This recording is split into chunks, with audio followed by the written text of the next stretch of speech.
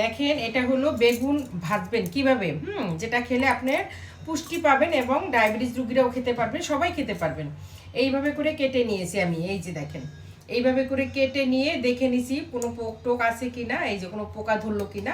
তারপর লবণ পানিতে ভিজিয়ে রাখতে হবে কিছুক্ষণ, হ্যাঁ, বা ইনস্টল করলেও হবে। তারপরে এখানে আমরা দেখেন একটা মিশ্রণ তৈরি করছি আমি, যেটার মধ্যে ধরেন যে বাদাম, চীনা বাদাম, নর্মাল চীনা বাদাম ভেজে গ্রেট করে নিয়েছি, 2-3টা কাঁচা ঝাল নিয়েছি, কাঁচা মরিচ, তারপর ধনে পাতা আর একটু বিট লবণ, এগুলো দিয়ে সুন্দর গ্রেট করছি, কিন্তু মিহিন করিনি, একদম গ্রেট করছি। এখন এই গ্রেট করে আমি কিভাবে ঢুকাবো দেখেন, এই যে ফাঁকাগুলো আছে এই ফাঁকাগুলোর ভিতরে ভিতরে এটা ঢুকিয়ে দেবো। আর বাদাম তো জানেন কত উপকারী একটা জিনিস, ধনে পাতা, কাঁচা ঝাল মানে কাঁচা মরিচ, বিট লবণ, এগুলি এইভাবে করে ঢুকিয়ে দিব, এই ফাঁকে ফাঁকে সুন্দর করে ঢুকাবো আমরা। এই যে দেখেন এগুলি এইভাবে করে ঢুকানোর পরে এইটা আমরা ফ্রাই করব। জাস্ট একবার খেয়ে দেখবেন যে ডাক্তার মানুষ এখন অনেকে এসে বলবে দেখো ডাক্তার সে আবার এগুলো ফ্রাই খাওয়াচ্ছে, কিন্তু অনেক সময় তো আমরা ফ্রাই খাই না, বিকালে চায়ের সাথে কফির সাথে একটু খেতে ইচ্ছা করে না বলেন, তখন কিন্তু এটা বাচ্চারাও খেতে পারে, একদম বয়স্ক তারাও খেতে পারবে, এটা কিন্তু খুব সুস্বাদু।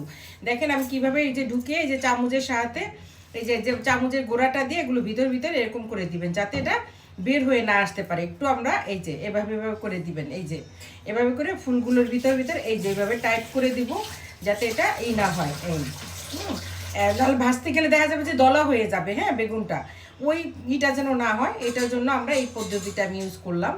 আপনারাও করতে পারেন। দেখেন আমি কিভাবে করছি, এই ঠিক আছে, এই যে আমার হয়ে গেল, আমি সবগুলোর ভিতরে সুন্দর করে এগুলো পুশ করে দিলাম, এই যে দেখুন। তারপরটা আমি দেখাচ্ছি কিভাবে ভাজবেন সেটা। এই দেখেন এখানে আছে মৌরি, এখানে খাবার সোডা, এখানে আছে পোস্ত, হ্যাঁ, তারপর আছে একটু হলুদ, একটু মরিচের গুঁড়ো, এগুলো সব দিয়ে আমি একটা ব্যাটার তৈরি করব। চালের গুঁড়ো হলো 1 চামচ, আর হলো যে বেসন হলো 2 চামচ, হ্যাঁ, ডালের চামচে 2 চামচ বেসন আর 1 চামচ চালের গুঁড়া, আর এগুলো সব আমি দিচ্ছি। খাবার সোডা, মৌরি, একটু হলুদ, একটু ঝাল মানে গুঁড়া মরিচের, শুকনো মরিচের গুঁড়ো, আর একটু পোস্ত আছে, এগুলো এটার মধ্যে সব দিয়ে দিব। এই যে সব দিয়ে আমি একটা ব্যাটার তৈরি করব। আর এই ব্যাটারটা দিয়েই ওই বেগুনটা করে তারপর আমি ফ্রাই করব। এটা কিন্তু এখন ওই অনেকে বা সে ডাক্তার এত ভালো ভালো হেলথ ট্রিটমেন্ট এত কিছু দেয়, আবার এটা সবারই কিন্তু একটু একটু খেতে ইচ্ছা করে বিকালবেলা।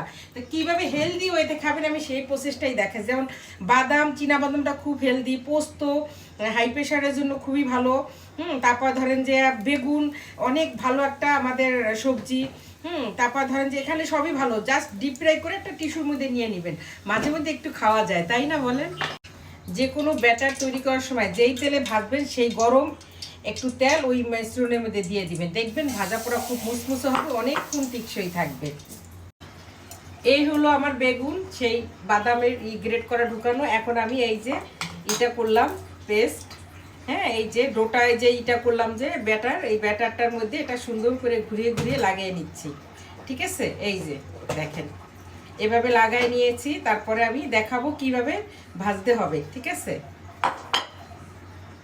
এই দেখেন বেগুন আমি একটু ঝরিয়ে নিয়েছি, এখন আমি ডুবো তেলে ছেড়ে দিচ্ছি,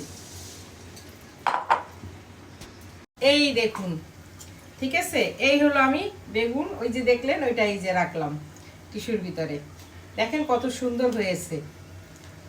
এভাবে করে আমি আরো একটা ভাজবো। আল্লাহ হাফেজ, ভালো থাকবেন।